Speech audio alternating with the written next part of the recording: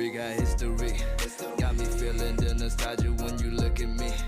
Thinking about what coulda. Pentingnya pengetahuan tentang cuaca.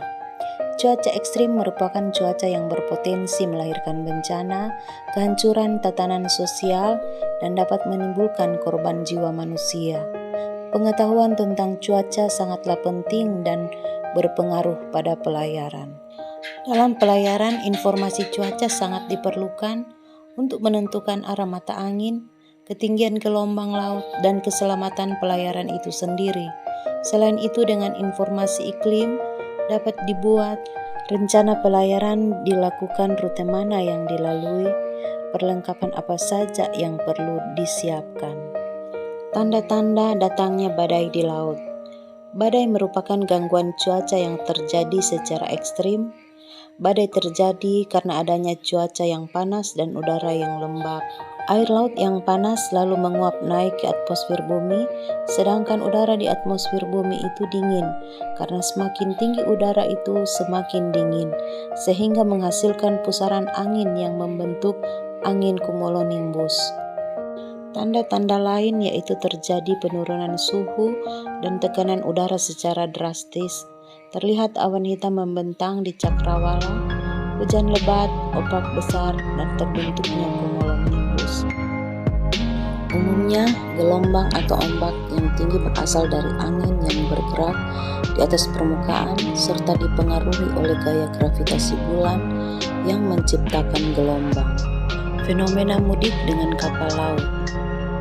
Mudik merupakan salah satu kebiasaan dan sudah menjadi budaya bagi masyarakat Indonesia sejak dahulu.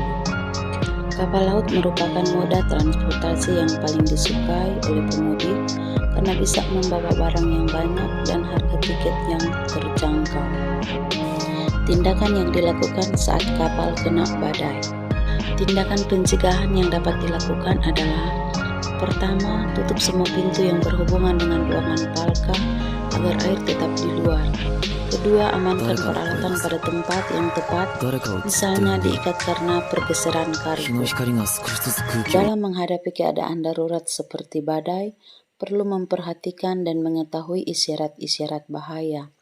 Isyarat dalam keadaan darurat yang perlu diketahui oleh pemudik seperti bunyi suling, bunyi sirene, dan bunyi alarm yang terus-menerus atau pengumuman langsung dari pengeras suara, maka langsung bersiap ke titik kumpul, serta para awak kapal kembali ke posisi masing-masing. Salah satu contoh jika terjadi badai dan air masuk ke dalam ruangan adalah sebagai berikut. 1.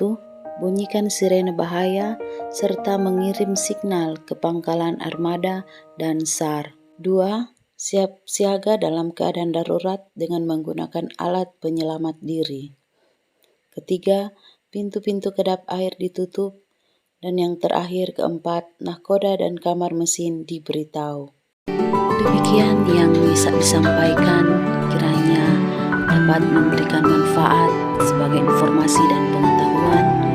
Mari kita tingkatkan ilmu dan pengetahuan di Fakultas Keperawatan Universitas Pembangunan Manado yang sudah terakreditasi B.